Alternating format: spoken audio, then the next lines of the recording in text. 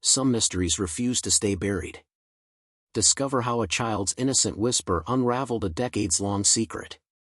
A little black girl says, "Daddy, that waitress looks like Mommy." He turns and freezes, his wife was dead. "Daddy, that lady looks like Mommy," said Maya, pointing her little finger at the waitress across the restaurant.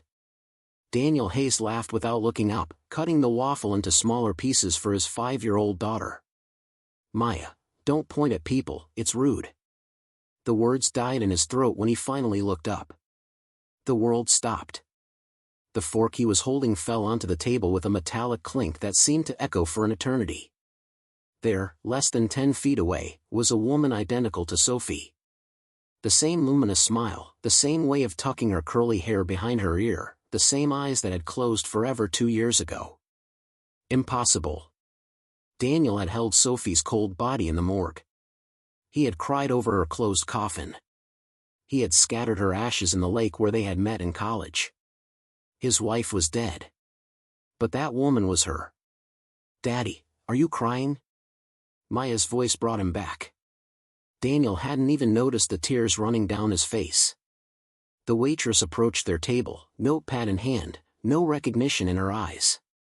"Can I get you anything else?" she asked, in a voice so familiar that Daniel felt the air leave his lungs. "Sophie?" The name escaped him like a desperate plea. The waitress frowned, confused. "My name is Mia." "I'm sorry, have we met before?" Daniel couldn't form words. How could he explain? How could he say, "You look exactly like my dead wife," without sounding completely insane? "You look just like her," Maya said, with a child's blunt honesty. "Just like my mom in the pictures." Mia looked at the girl, then at Daniel, discomfort visible on her face.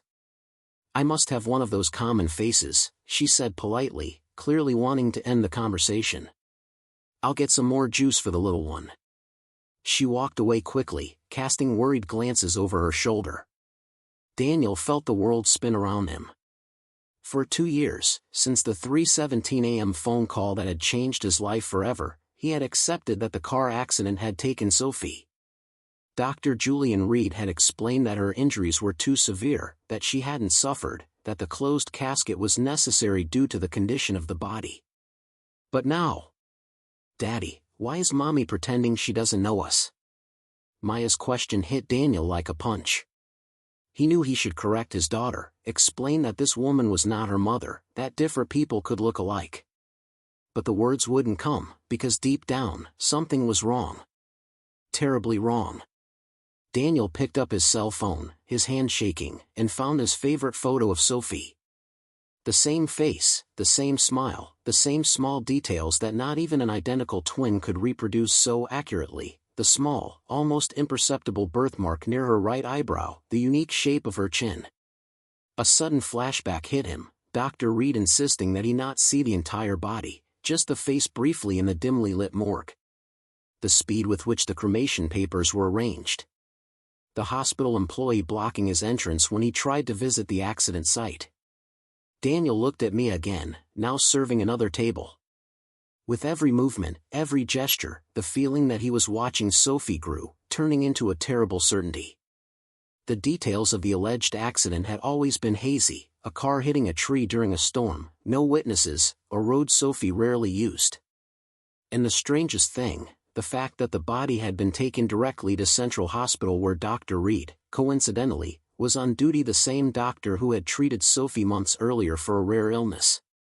"Come on, Maya," Daniel said, leaving a $20 bill on the table. "We have to go." "But Daddy, Mommy." "It's not Mom, sweetheart," he said, though his voice betrayed his doubt. "Let's go home now." Daniel took his daughter's hand and left the restaurant, but not before glancing at the name and address as they walked to the car. His mind raced. If there was the slightest possibility, if for some inconceivable reason. He buckled Maya into her car seat, the autopilot taking over as his mind spun with increasingly improbable theories. It was crazy to think that Sophie could be alive. Crazy to question what he had seen with his own eyes at the morgue. But what if? Daniel started the car, his hands still shaking. On the radio, a song Sophie loved began to play, like a sign, as if the universe was confirming that some things simply couldn't be coincidences. As he drove home, a single certainty formed in Daniel's mind: he wouldn't rest until he found out the truth.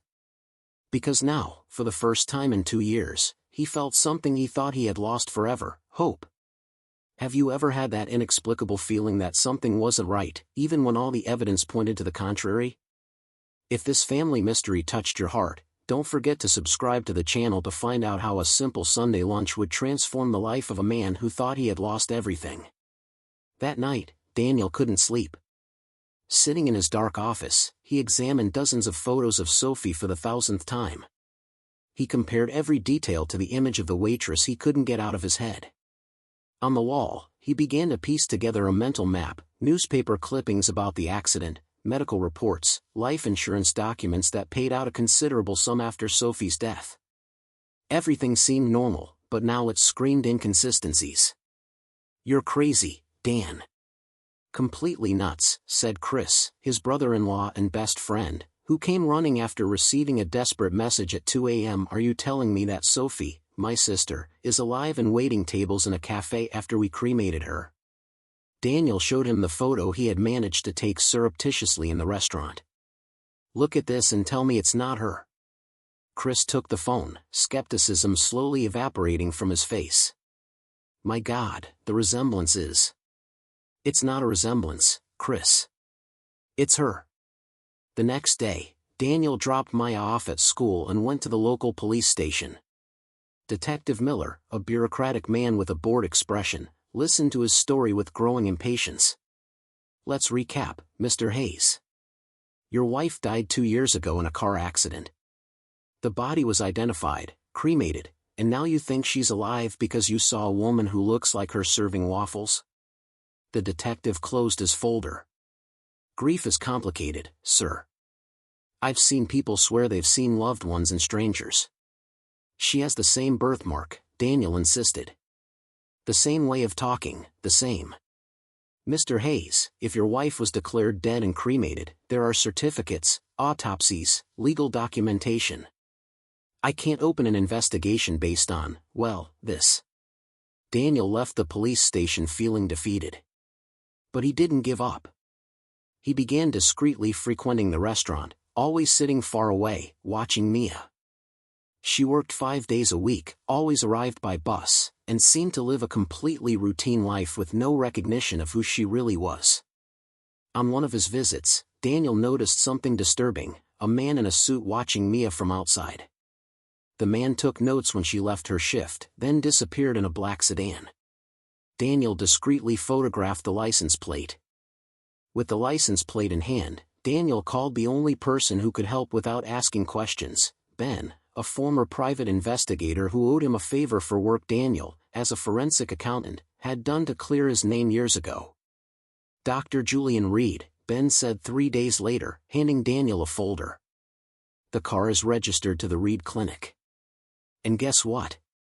It's the same doctor who signed your wife's death certificate. Reed. The man who had insisted that the body be cremated quickly. The man who had treated Sophie months before the accident for a rare disease, an autoimmune condition that sometimes caused episodes of confusion." "There's more," Ben continued. "The Reed Clinic goes beyond traditional medicine. They have a neurocognitive research wing, funded by a private foundation. I couldn't access the files, but they're studying something related to traumatic memory reconfiguration." Daniel felt a chill run down his spine. "You think?" "I don't think anything. I'm just saying it's too strange to be a coincidence." Meanwhile, back at home, Daniel found something disturbing.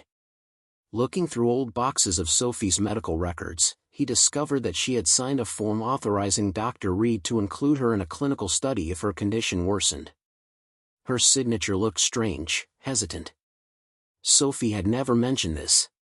"Dad, I found this in Mom's album," Maya said one night, holding up a business card she had found between the pages. It was from the Reed Clinic, with a number written in pen on the back. It wasn't Sophie's handwriting. Daniel decided to confront Dr. Reed directly. He made an appointment under a false name, but at the clinic reception, he discovered that the doctor had canceled all his appointments and traveled unexpectedly.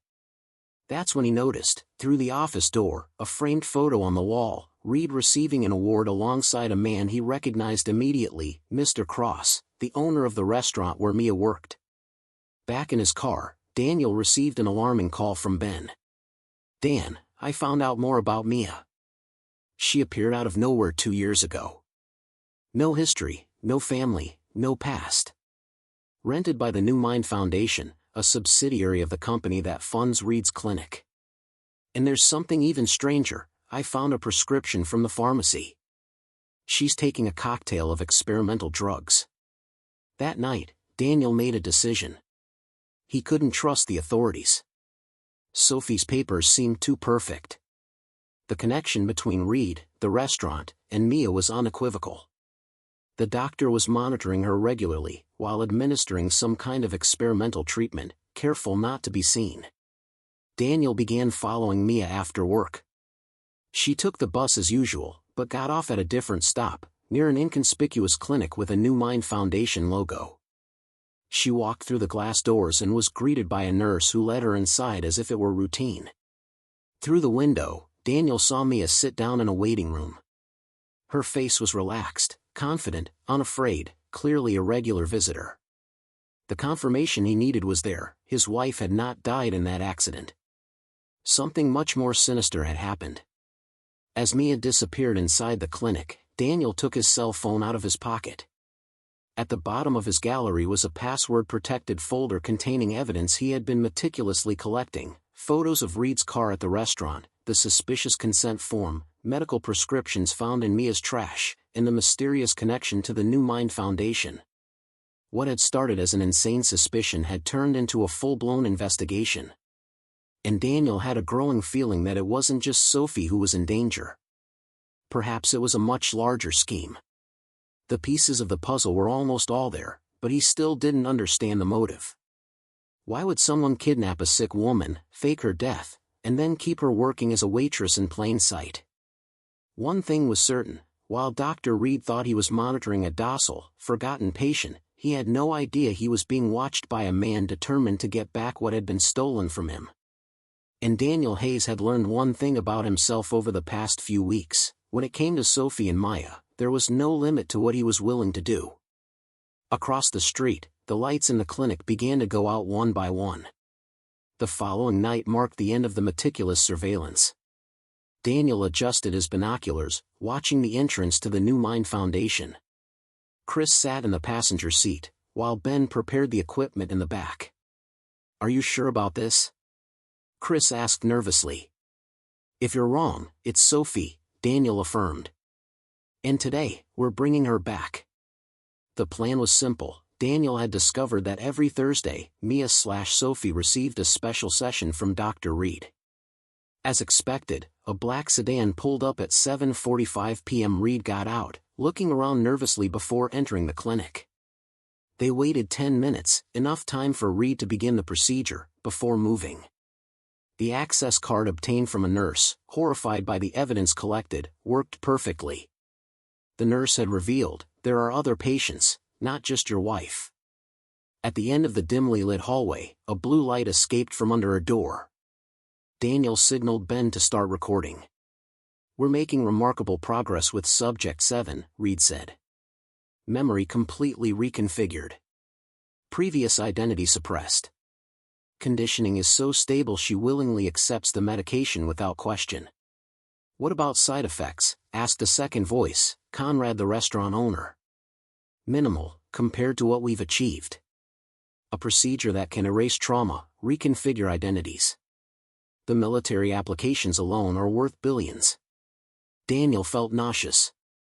Sophie reduced to Subject 7. "What about her husband?" asked Conrad. "Still looking into him?" "Leave him. Who would believe him? A traumatized man seeing his dead wife's face in strangers. Classic." Daniel opened the door with a crash. The scene froze like a macabre tableau. Sophie reclined in a medical chair, her eyes glazed, while Reed held a syringe. Conrad stood beside a monitor displaying brain scans labeled with Sophie's real name. My God. Chris murmured, seeing his sister alive for the first time in 2 years. Reed dropped the syringe, his face changing from shock to rage. Security, he shouted, reaching for an alarm button. I wouldn't do that, Daniel said calmly. Ben raised his laptop, showing a live feed of everything that was happening, streaming directly to the district attorney, lawyers, and state police. We're live. Every word is being broadcast. Reed's face drained. You don't understand. This is groundbreaking medical research. Stealing lives, Daniel corrected. Faking deaths. How much is the life insurance worth? $1 million? 2? Multiplied by how many subjects? Conrad tried to flee, but Chris blocked him. Sophie. Daniel called softly, kneeling beside her. Sophie, it's me. Her eyes remained unfocused, without recognition. Reed smiled, regaining confidence. She doesn't exist anymore. Mia is who she is now. You can take this body, but the woman you knew is dead. Not as dead as your career, Ben retorted, showing Reed the shocked faces of the officers watching, or his freedom. We have over 30 documented cases, people declared dead, working in low-profile jobs, taking their experimental medication. Sirens began to wail, rapidly approaching. You don't know what you're doing. Reed shouted desperately. This is bigger than all of us. The right people approve this. We save innocent lives. Daniel interrupted, yes, we can. As the police stormed the clinic, Daniel focused only on Sophie. He took a photo out of his pocket, the last one of them with Maya, taken on the morning she died. He placed it in her hands. Maya misses you, he said softly. Our daughter. For a second, nothing happened. Then something changed in Sophie's eyes, a small flicker, like a distant light coming on in the darkness. Her fingers tightened around the photograph. Oh. Maya, she whispered, her voice. Daniel took the teddy bear Maya had insisted on sending him, out of his pocket. Fred, he placed it in Sophie's hands. He missed her too, he said. Sophie looked at the teddy bear, something awakening in her gaze. A tear rolled down her cheek as her fingers recognized the fabric, worn smooth by love. As the paramedics placed her on the stretcher, Sophie grabbed Daniel's hand with surprising strength. I'm lost, she whispered. Help me find my way home. Always, he promised. Reed and Conrad were handcuffed, their empire of stolen lives crumbling. The live broadcast ensured there would be no cover-up, no matter how powerful those involved. Outside the clinic, journalists were already gathering as Sophie was taken to the ambulance. A reporter narrated, one of the most shocking cases of medical fraud and kidnapping in recent history. Sources indicate that dozens of people declared dead may be alive. Daniel got into the ambulance, holding Sophie's hand. The road ahead would be long and uncertain, but for the first time in 2 years, he felt hopeful. A future with the woman he loved, even if it was different than he had planned. Through the window, he saw the world Reed had built crumbling under the weight of the exposed truth, a truth that left a disturbing question. How many other MIAs were out there, living borrowed lives, with families still mourning their fake deaths? 6 months had passed since the night that changed everything. In a quiet house in the suburbs, Daniel watched through the window as Sophie played with Maya in the garden. The sound of his daughter's laughter mixed with Sophie's soft voice created a melody he never thought he would hear again. The recovery wasn't easy. The first few days after the rescue were chaotic. Sophie alternated between moments of absolute clarity and periods of total confusion, when she reverted back to being Mia. The doctors at the Neurological Recovery Center had explained that the damage caused by the experimental drugs and psychological manipulation would be permanent in some respects. I still have holes, Sophie explained one night, holding Daniel's hand. Parts of my life that just aren't there anymore. But I'm finding new paths to the same memories. The trial of Reed and Conrad attracted national attention. The fake deaths case, as the press called it, revealed a scheme that extended far beyond Sophie. 12 people had been killed and reprogrammed for new lives, all part of an experiment secretly funded by a shadowy government division interested in mind reconfiguring techniques. Daniel still kept the newspaper clipping with the headline "Dr. Reed sentenced to 175 years without parole." The photo showed the doctor being led away in handcuffs, his empire of arrogance completely crumbled. Conrad received a similar sentence, while 6 other collaborators made plea deals. "I knew it would be you," Sophie said one afternoon as she leafed through an old photo album. "Even when I didn't know who I was, part of me recognized you in the restaurant. That's why I always talk to you more." The New Mind Foundation was dismantled, its assets frozen and redirected to a compensation fund for victims. The clinic, once a symbol of medical innovation, now served as a treatment center for people rescued from the program. Chris, Daniel's brother-in-law, organized a foundation to help victims of identity theft, working with families who had not yet found their deceased loved ones. Ben continued to investigate other suspicious clinics, becoming a consultant to the FBI task force created specifically for these cases. On a special afternoon, Sophie surprised everyone by playing the piano, something Mia had never done, but Sophie had mastered since childhood. "Some things are recorded beyond memory," explained the therapist. "They're in the body, in the muscles, in the heart." The most emotional moment came when Sophie, after weeks of therapy, finally recognized Maya completely, not as Daniel's daughter she was getting to know again, but as her own daughter. "I carried you here," she told the girl, touching her belly. "And I sang to you every night." Then, without hesitation, she began to sing the same lullaby Daniel hadn't heard since before the accident. On the 4th anniversary of Sophie's death, they visited the lake where her supposed ashes had been scattered. Daniel watched as Sophie threw flowers into the water. "Part of me really died here," she reflected. "The person I was will never completely come back. But we found a way back to each other, even though the impossible." Congressional hearings on the case were still ongoing. Daniel had testified 3 times, his story inspiring a complete overhaul of death confirmation and cremation protocols across the country. The legal implications of the case created legal precedents that would be studied for decades. "You know what kept me going?" Daniel asked a reporter writing a book about the case. "It wasn't just love or obsession. It was that first spark of doubt. I learned that when something seems wrong, even when all the evidence says otherwise, it's worth questioning." On the living room wall, a new family photo took pride of place: Sophie, Daniel, and Maya smiling in the garden of their new home, far from the painful memories.